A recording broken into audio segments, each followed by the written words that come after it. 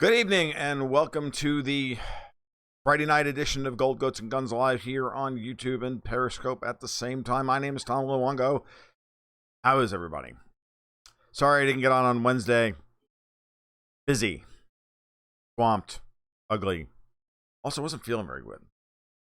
Every time I sat down to go, I really should do a live stream. By the time I got done with everything, I was just in no mood to actually talk to anybody. So supposed to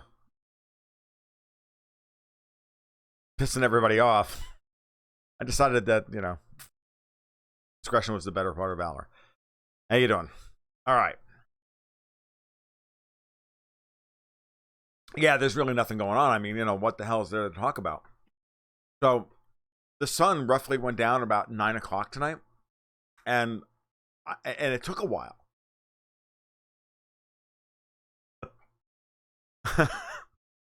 Because, the sun takes a long time to set in summer. It goes on forever. Eventually, it's around 9 o'clock. Really impressive. And then in the morning, it's going to rise in the east side of my house. And because there's nothing going on. All right. I don't know if I could draw that joke out any longer. I don't really good. So, yeah, the media is going crazy. Good. Because they have to. I've got a blog post up this afternoon, right after the Mueller indictments came down. I think you'll probably be able to figure out what I think about all this. So, but let's get right to it, shall we? The Mueller indictments prove, beyond the shadow of a doubt, that the deep state is getting very desperate. They're getting very worried about what they're going to do to Trump. They have to either push for impeachment at this point by boxing him in on a variety of different vectors. And I'm going to explain what I mean by that in a minute. Or they're going to have to try and keep him from signing anything reasonable with Putin on Monday. Yeah, I hope. So Niederheim is saying, I hope the Russians show up so they have to actually do the disclosure of their evidence. Mueller has to do his disclosure of his evidence. I agree. I mean, what do they have? What have they proven? They're going to indict 13 Russian intelligence agents because John Podesta has the password security of your average secretary.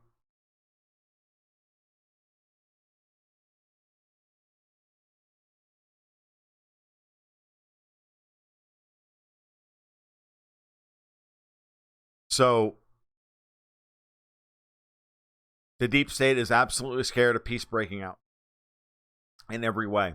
So you guys are flooding me with great comments, but I'm going to try and stay on target, even though I want to read them all because y'all are, terribly plugged in, but I kind of need to stay on target. So the Mueller indictments today, what do we got? They're going to, so, they say in America that your average U.S. attorney can indict a ham sandwich. Well, today they incited a Reuben.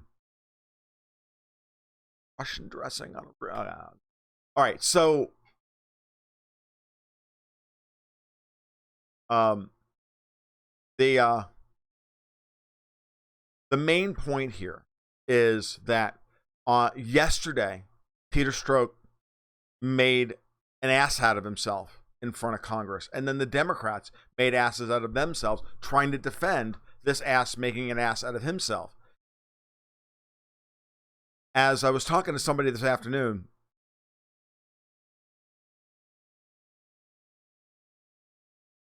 all of this is doing is shifting the Overton window so far away from these people as to make the whole thing turn into a complete farce. It's only going to shift political sentiment that much farther away from them. It's only going to rip the mask off even farther, even more than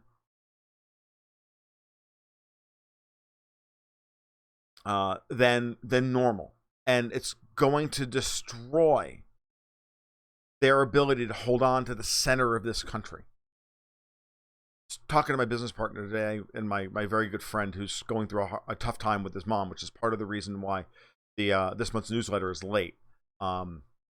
First, but we should have it out by Monday. But he was saying, you have to remember that we don't have like a 50-50 split in this country. People who think this is a two-party system or two electorate pile system are wrong. There's a three-pile system. There's the roughly 35 to 40% who are Democrats. There are the roughly 30 to 32% who are Republicans. Then there's the other 30%. And they generally only vote Democrat when the Republicans are really awful. Because if you look at the congressional map, if you look at the state legislatures and the governor map, very, very obvious where the shift, where things lie. And it's only really at the state level and at the national level that there's anything close to being a quote unquote Democratic majority. And so we are, Trump goes into NATO on Tuesday and he exaggerates in the typical Trumpian fashion. He goes completely overboard. I think his people hand him bad information on purpose to try and make him look bad, saying, for example, that Germany gets 70% of their energy from Russia, which is nonsense. He gets 7%. Okay, I know that Donald Trump isn't hard of hearing, so somebody wrote the wrong number down from him on purpose. But the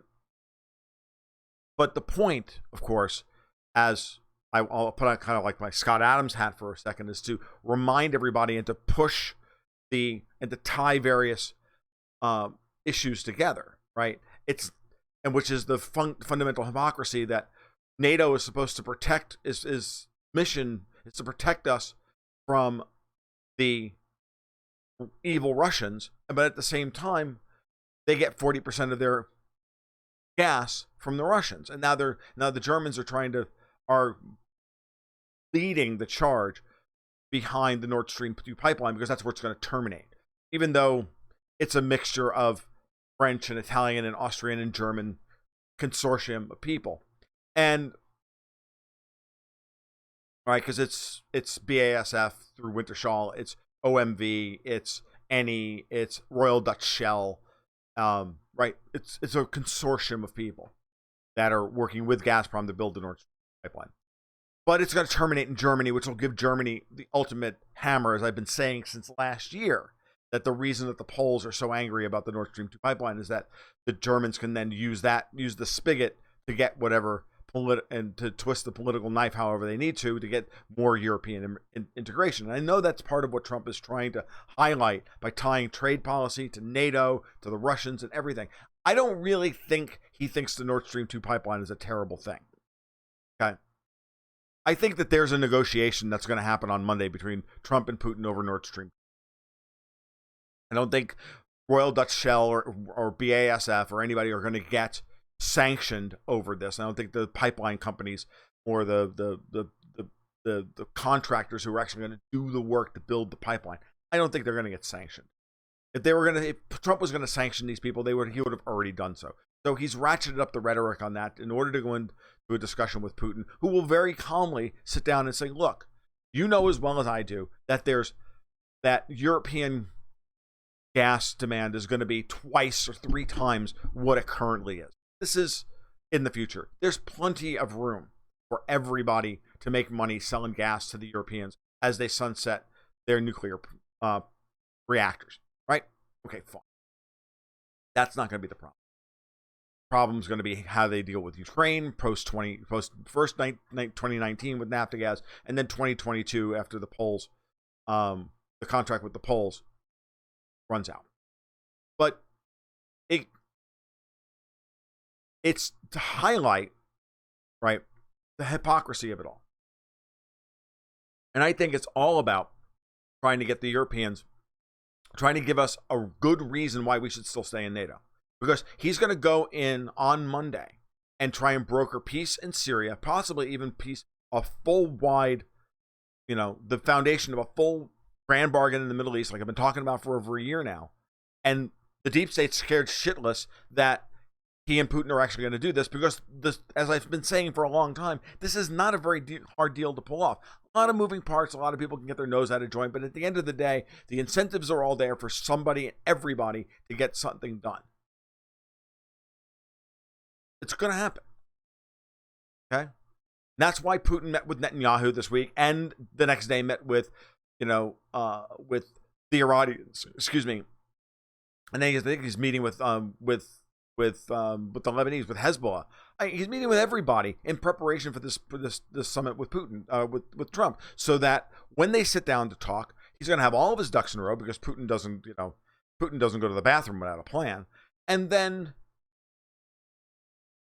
lay it all out and go, this is what everybody wants, and we can provide this and we can provide that. What are you going to provide, and what do you need to do? You want the Iranians to back off in Syria? I need you guys to leave, and leave us the opportunity to secure the place for a while.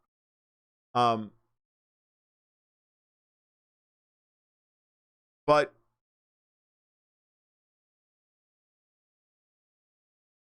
and Trump, as RB Tools is saying to me that, Trump is going to try and cleave Iran from Russia and offer sanctions relief as an incentive.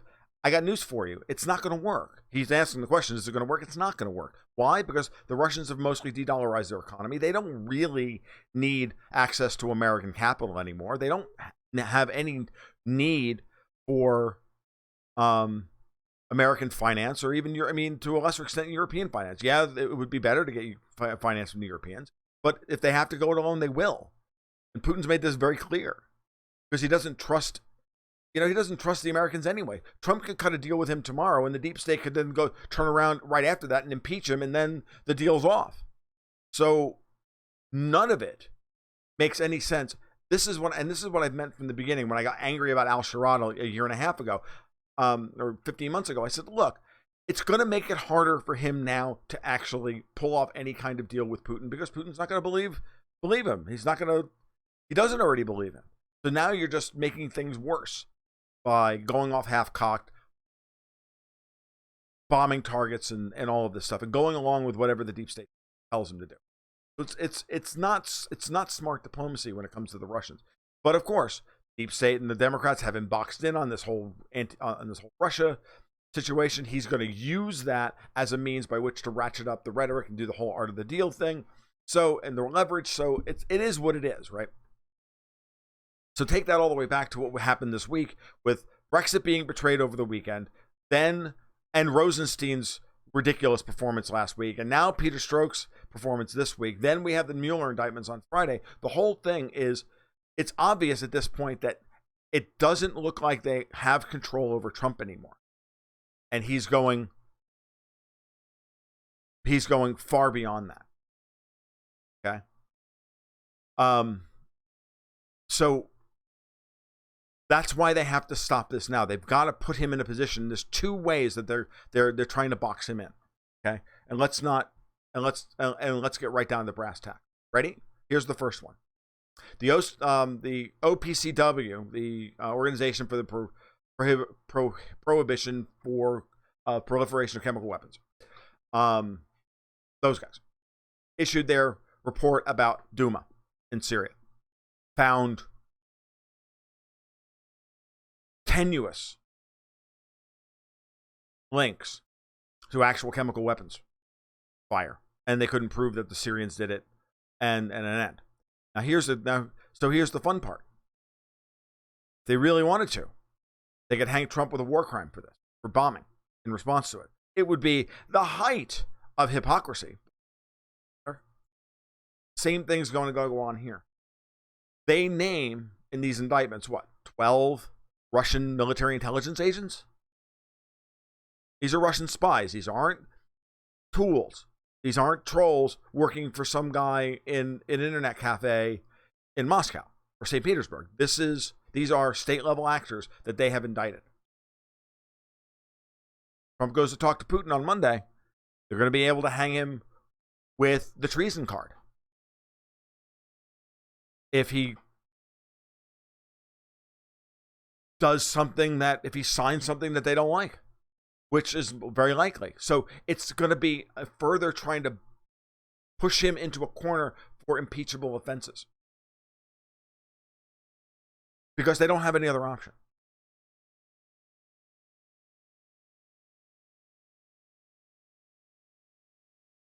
So those are the things that I'm worried about. I don't give impeachment high odds at this point, but I don't rule it out either. Remember, I'm not, there's too many moving parts for you to say definitively what's going to happen. All you can do is like make probabilistic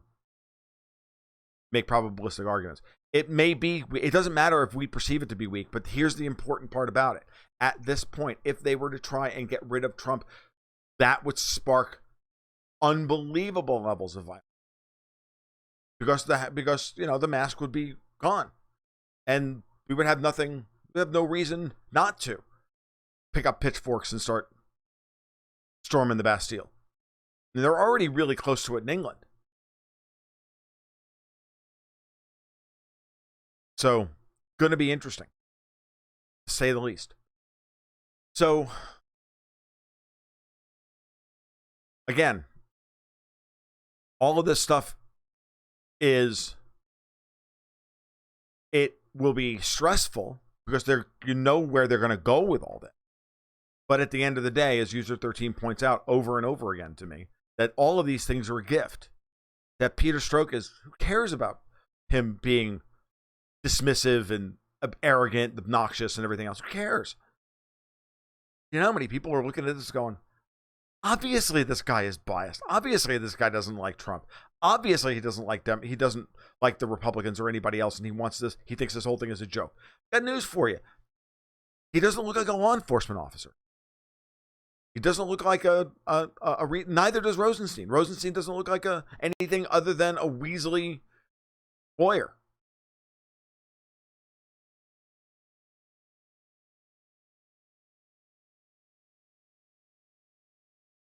And it shifts so many people's understanding of how the system actually works, and the illusion that we still have the rule of law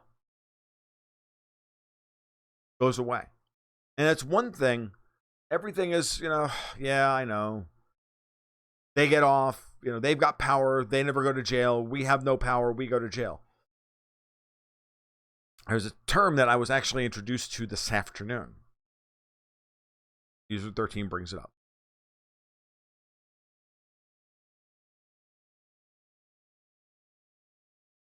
That yeah, and then Thordium brings up the finding the bottle of Novichok and the junkie house.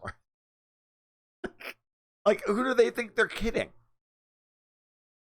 Right? But she brings up a really great point, and it's a term that I hadn't actually heard before. And being an anarchist, that I hadn't seen this before. I had actually looked, and then I looked it up, and I'm like, oh, that makes perfect sense. The term is anarcho-tyranny. Got it in the head, and I don't have it in the headline of this talk, but there is a link to the Wikipedia stub in the description down below, because it's really important. The term coined by Sam Francis to say that it's effectively, no rules for us because we're in power, but ruthless enforcement of the rules on those who don't have power. And so the system, we have ruled by men because they have power.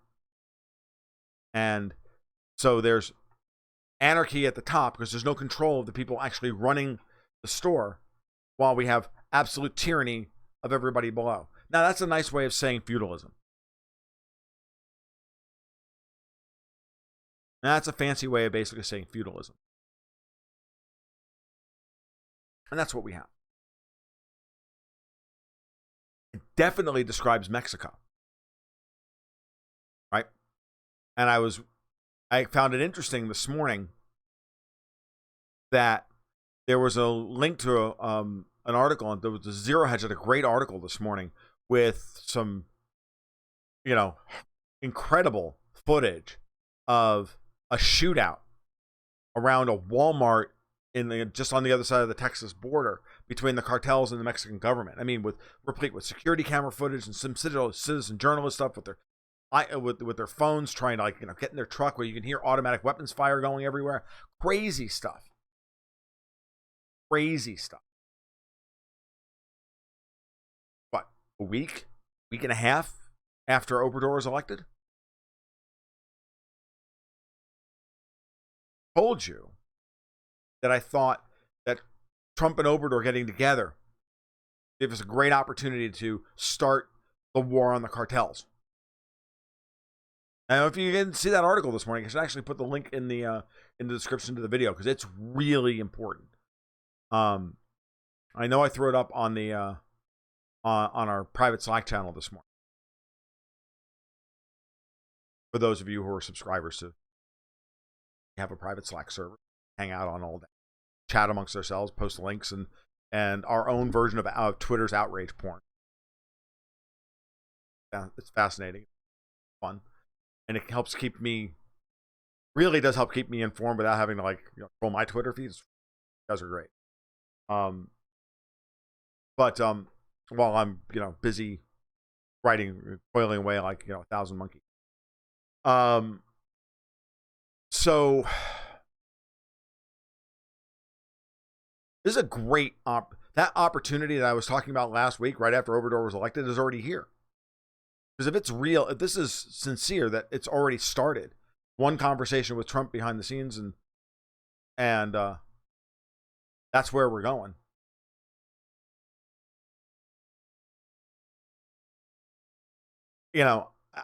It's fascinating. Well, Joanne, I've got to believe. Joanne says the thing is, do you really think do they really want to break the cartels and trafficking, or do they just want to take them over and get the revenues? I don't know. I'm gonna err on the side of hope. Because, as always, hope is all you have when you have nothing else. But you know that Trump wants to end the opioid crisis and the opioid trafficking here in the United States. You know that he's tied that to border security. You know that he's also tied that obliquely. He's tied that directly to the instability in Mexico. You know all of that. So it would make sense then.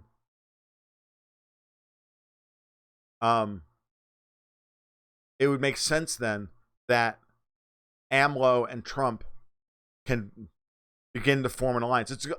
Against and to start breaking this down. And obviously, there's a lot going on here. And I'm not saying that this is something that's going to take a day or two or whatever to get to improve. It's not. It's going to take years. You have to think about, if AMLO is for real, then think of him like Putin taking over Russia in 2001. That bad of a situation. It's that much of a failed state. Jim Nicholas is asking me, is Trump for or against the NWO? He's against it. And the best way to figure that out, Jim, is really just to look at the best way to understand where a man stands in politics is to understand who his enemies are. If everybody hates him, he's probably a good guy. They hate Trump with a purple passion. Okay? They hate Trump, and because he's in charge. If he wasn't in charge, they would hate him the same way they hated Ron Paul and Bernie Sanders, which is to say, we need to keep you out of the spotlight. We hate you, but you're never going to be in power. And then once you're in power, forget it. Could you imagine what the deep state would have done had Ron Paul been elected in 2012? Had they actually allowed for real Republican primaries in which he actually did beat Mitt Romney in a great number of states, but they handed his votes to Mitt Romney. And then he went on to win and beat Obama, which he could have. But he could have only beaten Obama if it was even a remotely fair fight, which it wasn't. And we weren't ready for Ron Paul in 2012. So the odds of him winning that election would have been terrible.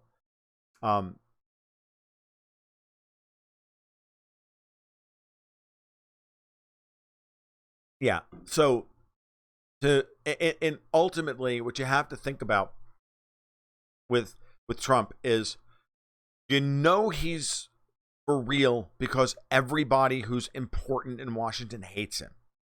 Neocons hate him. The Democrats hate him. The Republican leadership hates him. And all of it. Okay. And why the media hates him, why the CIA hates him, why everybody. I mean, it's all bad, right? Because they're all against him. And they're not against, and they're the NWO. Okay? Not just Obama and the Clintonistas and Soros. It's much bigger than that. Okay? So always, it's like the standard kind of rule of thumb. You know a man in politics by his enemies. Okay? It's also, remember that there are no coincidences in politics. Everything is timed for a reason. Everything. Just like today's indictments. Absolutely timed for maximal effect to control the news cycle going into the Sunday morning talk shows before Trump meets with Putin Monday. Or Sunday, what's today? 14th or the 13th? It's 13th, so it'll be Monday. All right. So you're welcome, Jim. And yes, switching back to Mexico for a minute. Mexico has been in trouble forever. I mean, honestly, if AMLO is for real, then this was the most consequential election in Mexico in over 100 years. We've got 7 families that run Mexico forever, and they control the oil, and they control Mexico through the oil trade, and then after that, the drug trade. And remember that this all goes back. I mean, you understand here that by going after the border, by border control and immigration, which ties into the Democrats wanting to erect a blue wall, you know that, which is a way of circumventing the Electoral College because they can't there's no support to get rid of the Electoral College, so now we just have to game the Electoral College. That's what part of the immigration thing is. And at the same time, there's the drug trade across the border, which the CIA is intimately involved in, and we all know this. And guess who's at the center of that as well? The Bush family. That's the big secret. That's the one that. That's what Trump is taking on. To speak to RB Tools,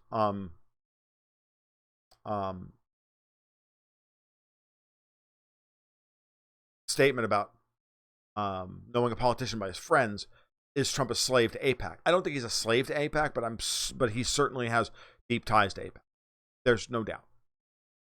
Okay, I'm not gonna argue that, but at the same time, I think at the end of the day,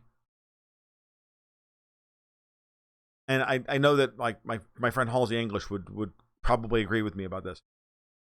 Their influence is not as strong as you might think it, especially over Trump. I've heard too many reports of Netanyahu just picking up the phone and badgering Trump about something, and eventually Trump just saying, "Shut him the fuck up." Seriously.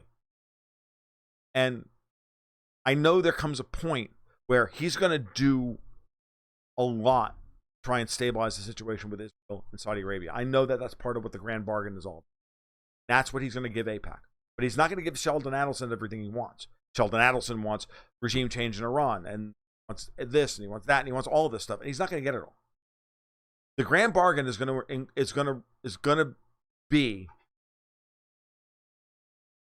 bad for everybody from their perspective, because any good negotiation, everybody walks away from the table a little bit disappointed.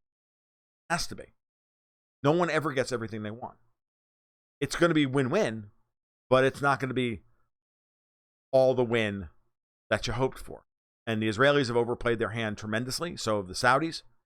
And Trump now understands, because it's very obvious what he's setting up for with his summit with Putin on Monday. And I've written about this extensively. I've got a series of blog posts about the pre-summit dividends. And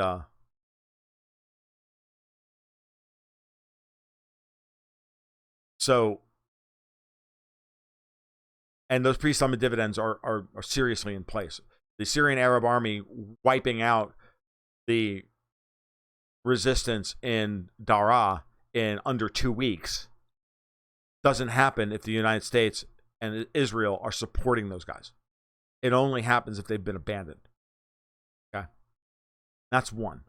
Two, the Germans have already told everybody that there are not going to be any more sanctions over the Nord Stream pipeline. So Trump is just blowing smoke and blowing shit out his ass because it's good for business. It's good for what he's trying to actually achieve, which is a remake of NATO and a remake of and a realignment of the European Union that's not nearly so Germany centric.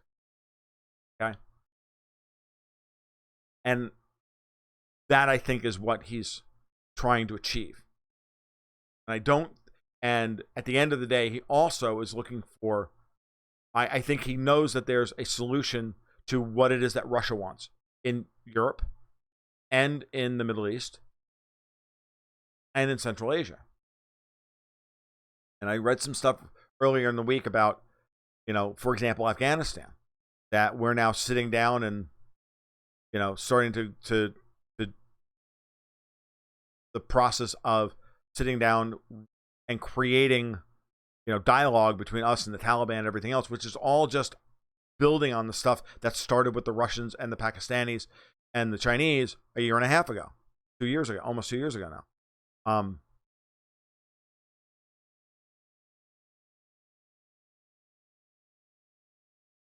So to speak to some of your comments, and let me do that now. Let me take a break for a second. Some of your comments. So Draga says, yeah, I'm disappointed with Trump's friendship with the Saudis.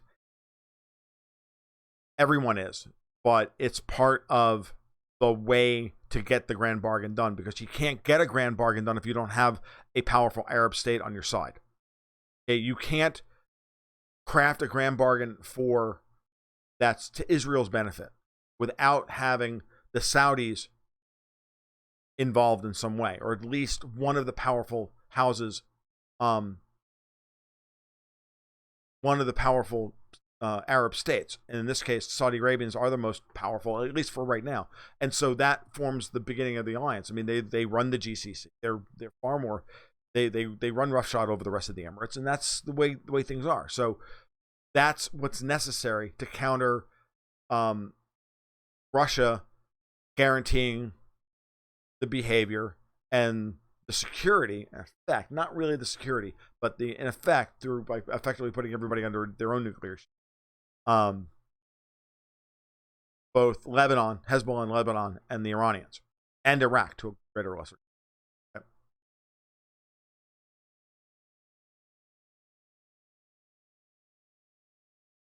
The Israeli, so let me go. I'm going to go through all of this. This cynical skeptic just added threw up a big comment.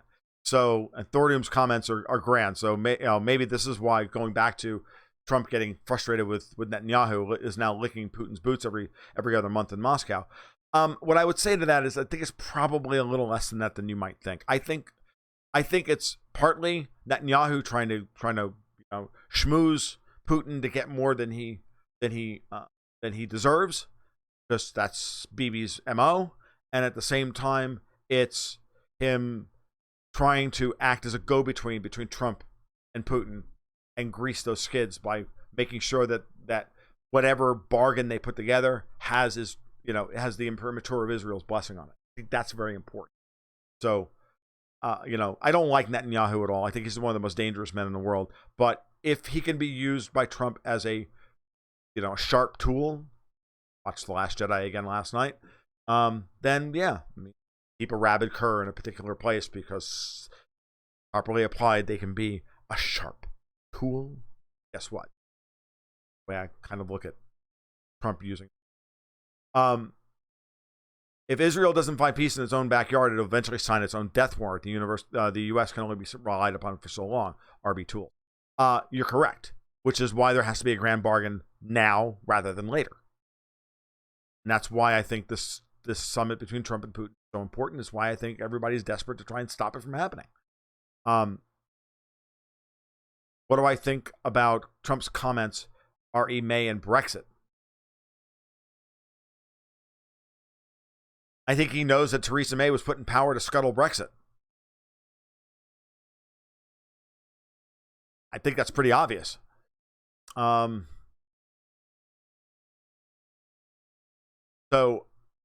how big of an influence does the Jewish lobby have in the U.S. Senate, Congress, and Senate, and how much can Trump maneuver around them? They have a lot.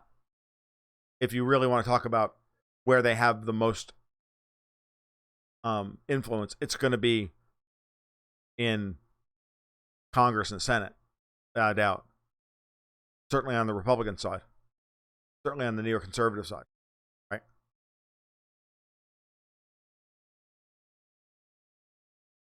But I don't know how much. You know, I can get all alt-righty on you and say he doesn't have a lot of room to maneuver at all, right?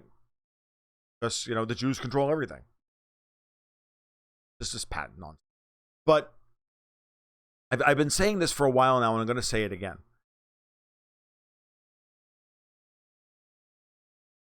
One way to look at AIPAC and Israel and the neocon Jews, lack of a better term, not the neocon Jews, but just the that part of the Jewish community that sides with the neocons, is because they have been the horse that has been in the running, been in the lead for 40 years.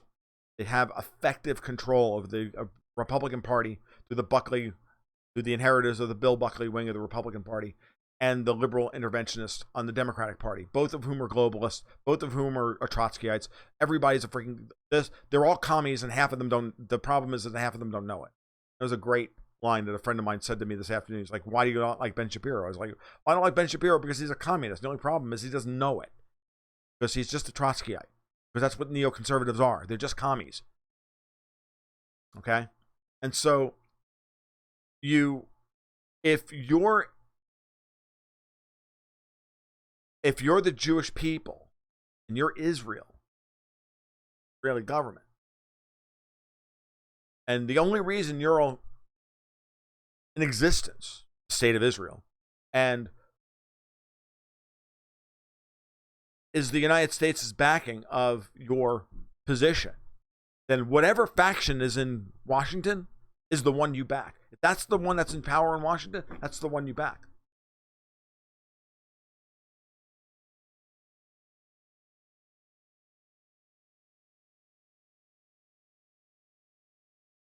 I did not see that, Thordoom. Thordoom says, what do I think about India cutting down on Iranian oil? There were reports of them dropping on Iranian oil completely.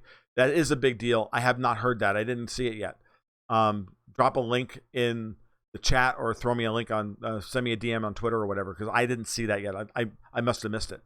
The last I heard, they were going to be buying oil in rupees. We'll see what happens. Right. See, that's my view. RB Tools, that's my view of most Jews, right? Is that they are not neoconservatives. But they don't have the money to influence the politicians. They're just, because remember, we're only talking about, we get into this, I hate to get into this topic because it just opens up a terrible can of worms, and everybody wants to be offended, so they are offended, or they want to scream that, all Jews should be gassed, and then, the alt-right guys come in here, and it's just silly. But there's no point, and it doesn't wind up being a constructive conversation, because no one can have a constructive conversation without getting triggered, right? Because saying the word Jews is like outrage porn, right? Okay, so, but I'm from New York.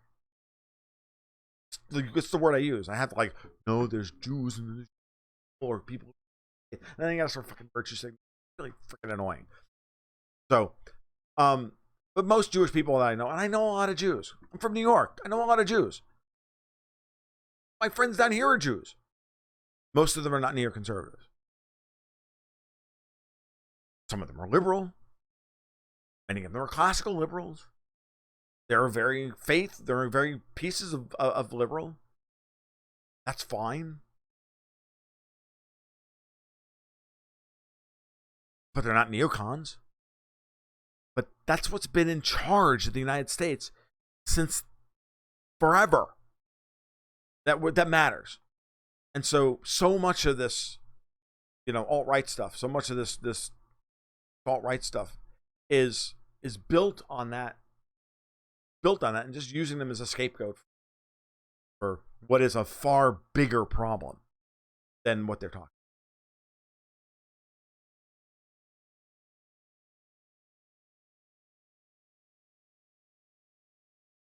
All right.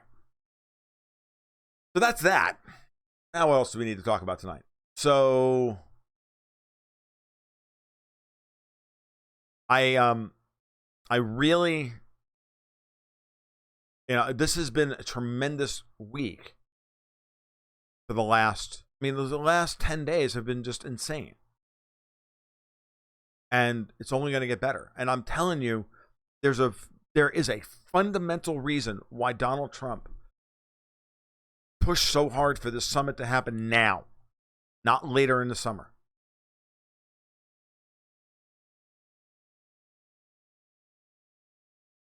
I have a really terrible, no, not going to say it. It's never, not going to say it. I'm Italian. So am I. I'm Italian. Everybody thinks I'm Jewish because I got a big nose. I'm Italian. I'm from New York. I'm smart. I'm Italian. Got a big nose. People think I'm Jewish. Got news for you. I'm Italian.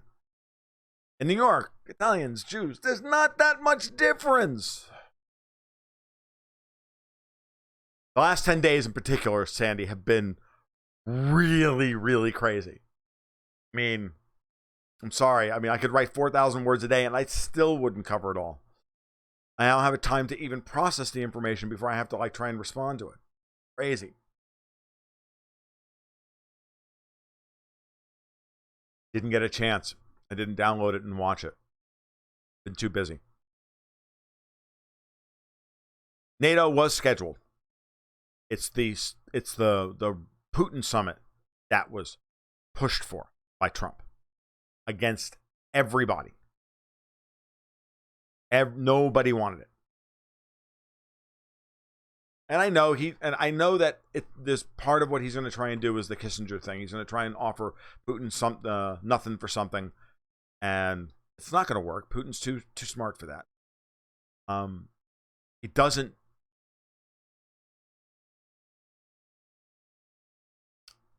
Putin understands that ultimately they have to come to him because Europe needs Russia.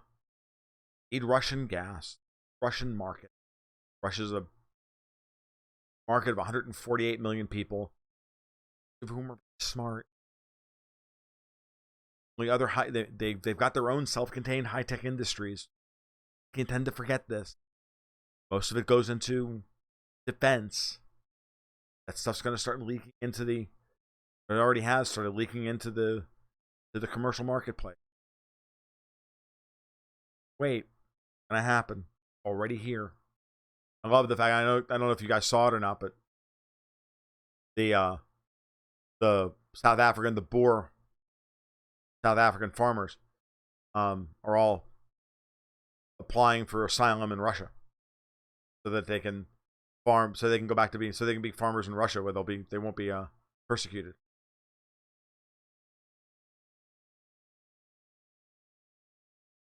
So I saw that and all I said was going along Russian ag, because, dude, seriously.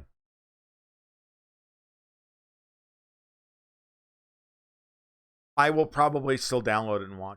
I mean, I've watched them all on replay, knowing the outcome. I haven't had a chance to actually do that tonight. I'm gonna be busy though this weekend. It's gonna be really hard for me to because I've got thing tomorrow and I've got to work on most of Sunday to get the butter out the door. And then there's the Trump Putin summit on Monday. And there's something else on, and I don't know, Tuesday. I don't know. There'll be an asteroid will hit the Vatican or some shit, and then we'll have to deal with that. It's like it's exhausting. It really is.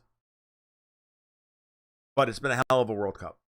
And I can tell you that the game that Croatia played against Russia, that thing was one of the single best sporting events I have seen in quite a long time. As a screenwriter, I couldn't have written that thing go that way. 1-1 after 90 minutes. Then one scores in the first 15 minutes of extra time. Then Russians tie it up with 5 minutes left to go, and then they go to the shootout, and one who misses, and the guy who was the hero who scored the game tying goal then misses the net on a penalty, and then the Russian goaltender makes the save, and the ball still goes in the net. I mean, couldn't write it that way. Essence of what great sports. Sports is ultimately the only reason that we care about sports. It is truly a live action role playing. It's storytelling in real time. And soccer is not a game of a lot of story, I think. There's a lot of things happen, but there's not a lot of story, right? Baseball, there's a story because you can literally write out a game of baseball.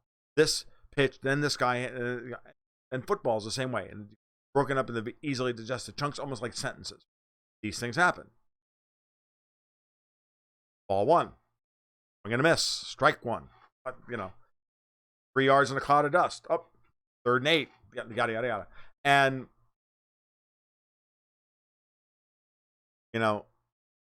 for me, it's the game of hockey because it's like one continuous story that you can't look away from because the sentence never ends. It's just one big run-on. It's just one big run-on sentence at 40 miles an hour. With guys with clubs in their hands and knives on their feet banging into each other until somebody scores. Ridiculous. It's so really great. Imagine if Russia had played England in the semifinal. The English media would have had a field day. Imagine if the Russians beat the English in the semifinal.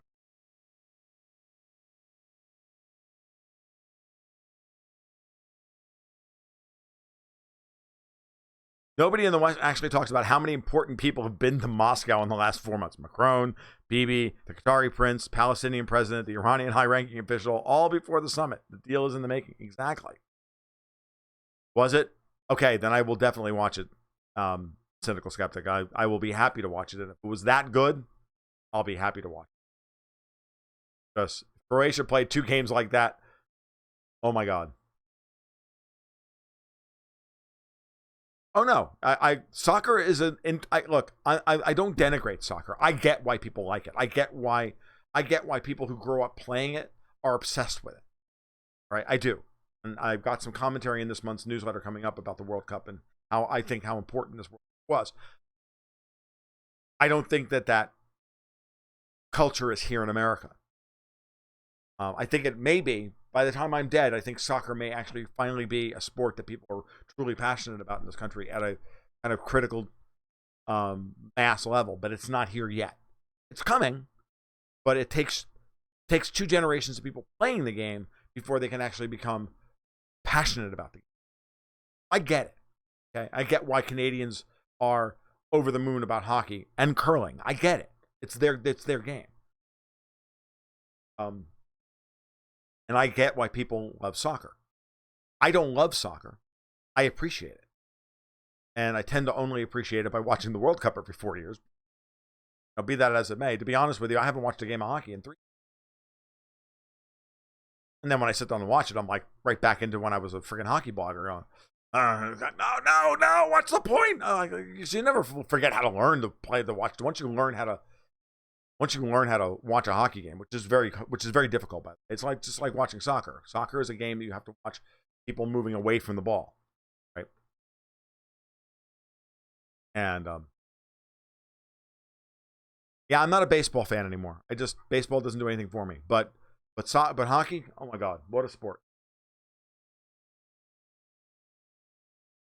Yeah, that's what I'm saying, Green Penguins. You have to grow up playing the game to love the game. So, I mean, I grew up playing Little League Baseball. I grew up playing Pop Warner football. And I went to high school and played JV football before finally growing up and realizing that football was killing me and I'd rather be on the jazz band. No shit. That's exactly what happened. So, yeah, I went from being a 3-sport a year jock to playing bass in the jazz band and never looked back. Right?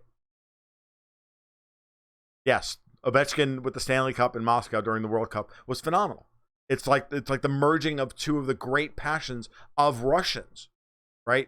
Because Russians love sport. I mean, and hockey is one of their sports now.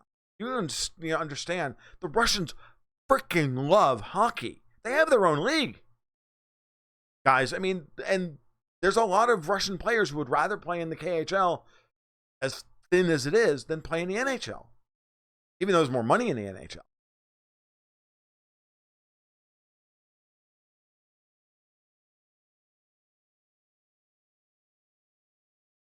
Ovechkin being the captain of the Washington Capitals, the first Russian captain to win the Stanley Cup, and first Russian captain, I don't know about that, but certainly the first Russian to win this Conn Smythe? I was probably a Mets fan. No, first I was a Yankees fan, then I was a Mets fan, then I just stopped watching baseball. Grew up a Yankee fan. And New York Giants. Yes, during the 70s. It was painful. Then I switched from American League Baseball to National League Baseball because National League Baseball doesn't suck. And then they went on strike, and I'm like, I'm done. Fuck you people. That was it. It was done. I do love the game of hockey. Absolutely. It's too bad that Canada is run by such a jackass, because they've given me some of my favorite things in all the entire world. Heretic. Oh, no. There's actual strategy in the friggin' National League. No. Pitchers still hitting and having to sub around them and everything doesn't matter. I don't watch shit anyway. And then everything, and now it's all this juiced up stuff with these short porches, and they turned the whole league into old Yankee Stadium. Like, because everybody wants to see home runs. I'm like, if you want to watch a home run competition, there's ESPN too. Go to batting practice.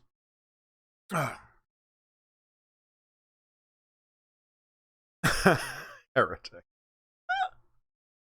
Okay. Yeah, we're way off the geopolitical beat track now, and I don't really want to talk about geopolitics anymore. I'm talking about it all day. Anybody else? I got any more questions before we get done? We're at the 53-minute mark.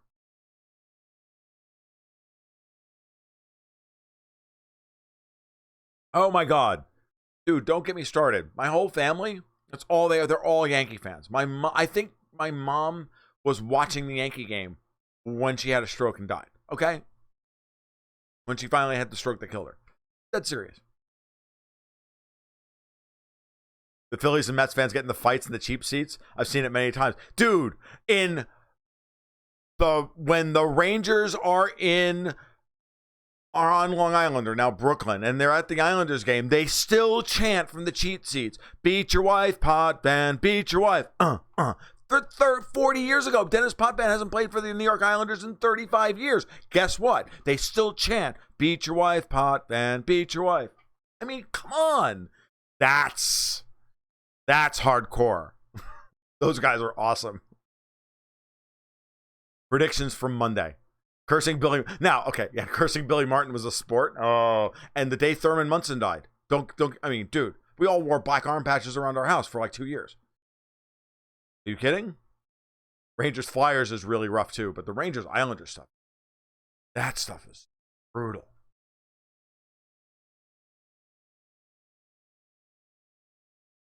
Power. So the Russians won gold medals in the Winter Olympics, then they had the World Cup and the Stanley Cup. Putin power, I guess. Hey, you've got a leader you can be proud of. I don't know, whatever.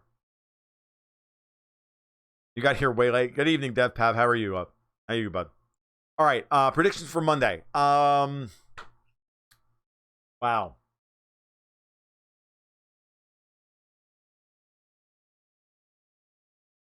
The U.S. will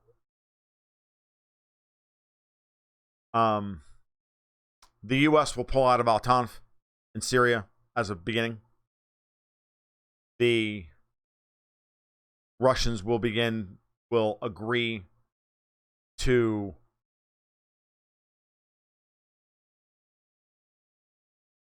stay in Syria indefinitely. They will begin the process of negotiating over Deir ez-Zor. And there will be a tacit agreement that Syrians will give up claims to the Golan Heights. I think that's a good start. I don't think you will get...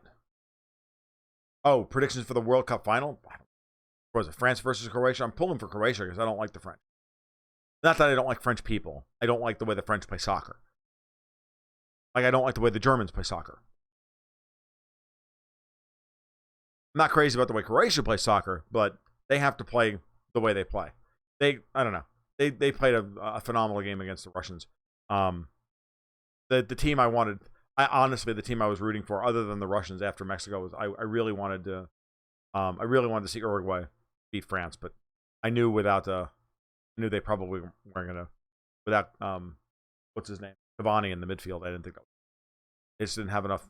They didn't have enough up front to make it work. But would have been fantastic to see Croatia and Uruguay in the semifinals or the quarterfinals or the semifinals. That'd have been fantastic. Something will happen with Ukraine, and there will be an agreement in some way. If it's not up front, it'll be behind the scenes, because Merkel's already talked about this, and Putin and Merkel have already talked about this. There will be a discussion with the Ukraine about Naftogaz. What's going to happen with Ukraine is, look, Poroshenko's not going to get reelected. Everybody knows that. Everybody knows that the current situation in Ukraine is not stable, and that Ukraine is now a failed state.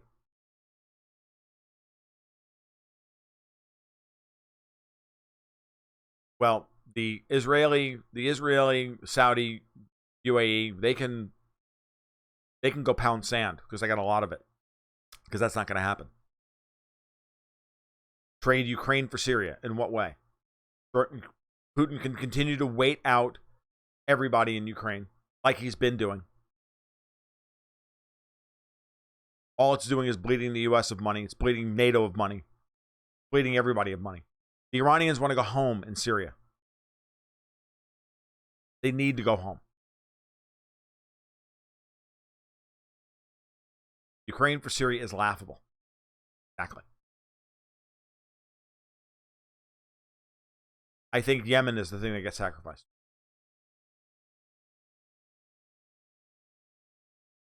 Sordom, I don't know who's going to take care of the neo-Nazis that are in control in Ukraine. That's the problem.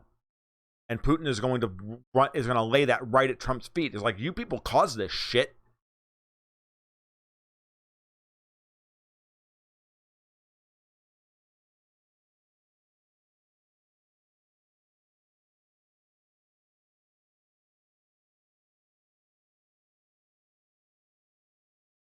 Now you want me to give up everything so you can clean it up?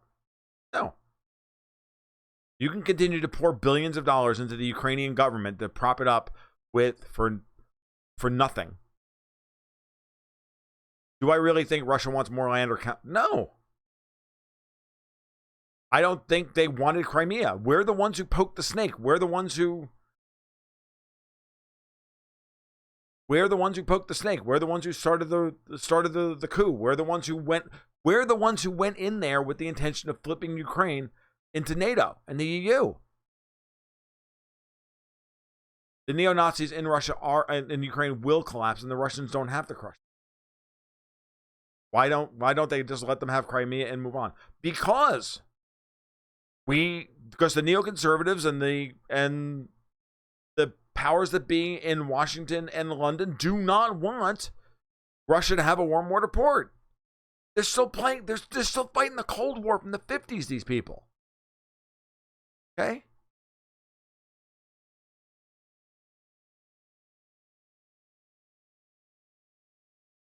This is generational. This is a real problem.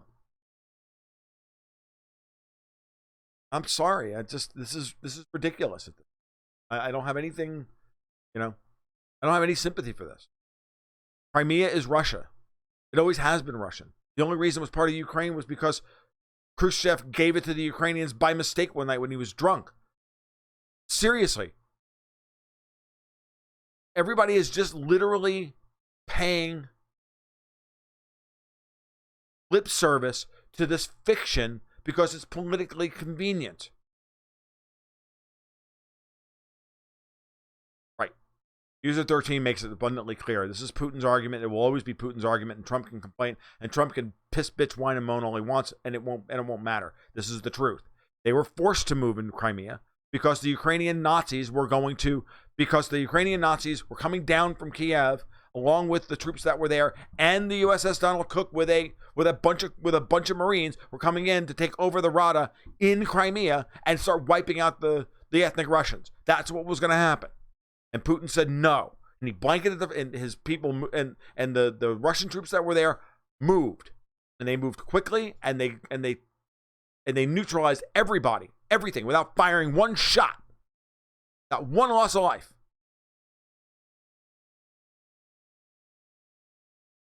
It was a masterful bit of electronic warfare and logistics.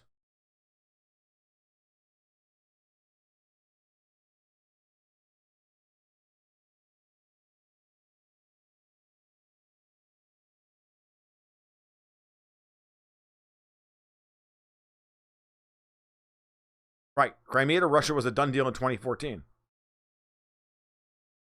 Crimea is the thing to point to with NATO to justify itself. Exactly, Thordoom, which is why they would never want to say X, Y, and Z.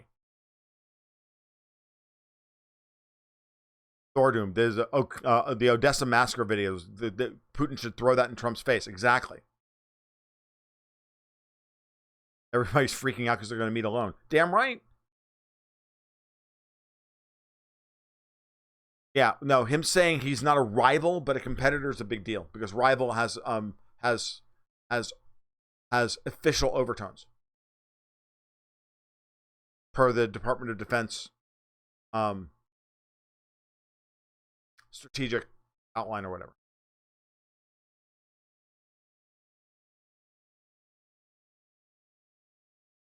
Right. RB Tools. Putin at this point is the world's greatest statesman, and this is what Trump is up against. And I think Trump knows it. Remember, it's two things here, guys.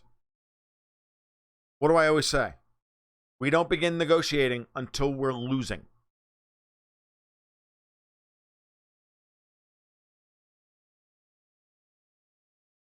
Why did Trump push for a summit?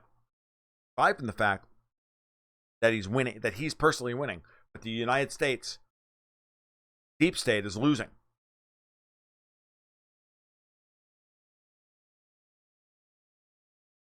We're losing, we go to negotiate. And then we try and negotiate effectively a ceasefire until we can reload. Putin's done with that. He's tried that two or three. He's fallen for that 2 or 3 times, and he's done with it. Literally done with it. He's not playing that game. Whatever they're gonna put on the table this time, whatever they're gonna negotiate, it's gonna be for keeps.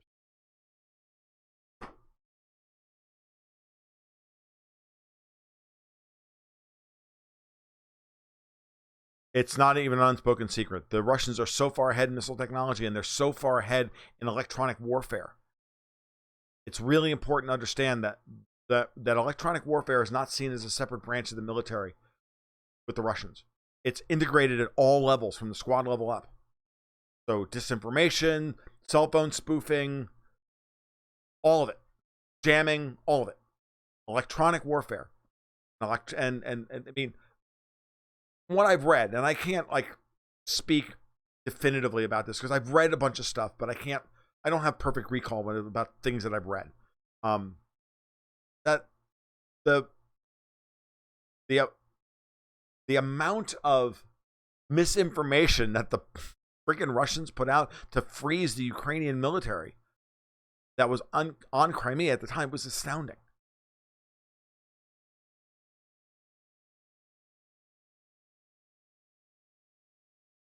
Hey, good evening, William. How are you? So who has the Trump card come to summit? Putin. You know what Putin says? Okay, let's get down to brass tacks. There's 3 things that you need from us that you can't get anywhere else. Uranium, titanium, 4 things. Tungsten, missiles, and rockets. You want to send satellites into space? Talk to us. Because you guys are behind, because you guys don't build your own anymore. Tungsten, the Russians produce most of the world's tungsten. There's a little bit in Vietnam. Titanium, Russia. Uranium. Most of the downstream uranium market in the world.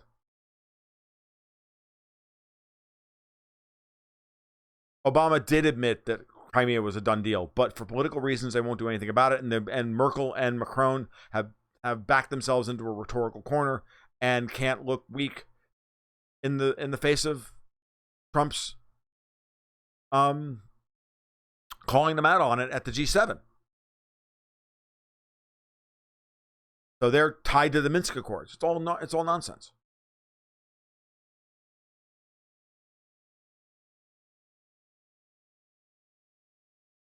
I agree. It's a total disgrace. We're supposed to be the most advanced economy in the world, and somehow we can't build our own rocket engines anymore.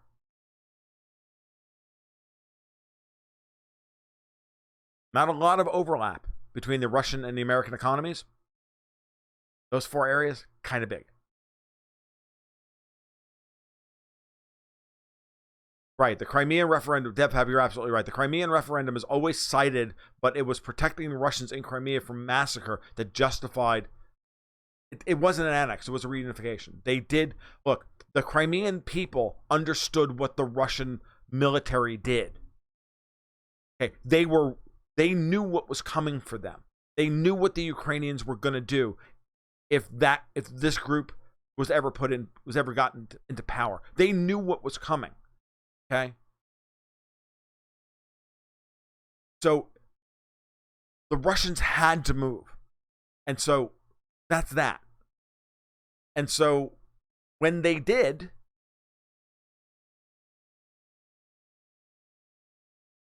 and protected everybody,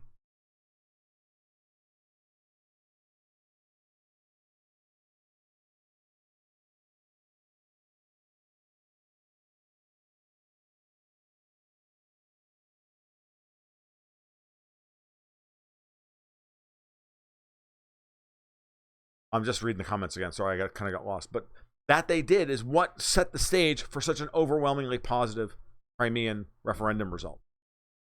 Okay. Electronic Thordoom. I'm going to give Thordoom the last word here. Tom, the Russian electronic warfare is the reason why they didn't even have to fire a single S-300 because they don't have any S-400. But they do have S-400s in country. During Trump's two missile attacks show up in Syria. Those shiny smart rockets are now in Russia. We know that, yeah. Very true. All right, guys. Been great, been fun, but we're at 1 hour and 10, and I'm getting tired. So y'all take care. You have a great evening, great weekend. I probably will not be on this weekend at all. So I'll see you Monday night. You guys take care. You have a great weekend. Enjoy the show. It's going to be a fun time watching the Overton window shift even farther away from these people. Be good. Keep your stick on the ice.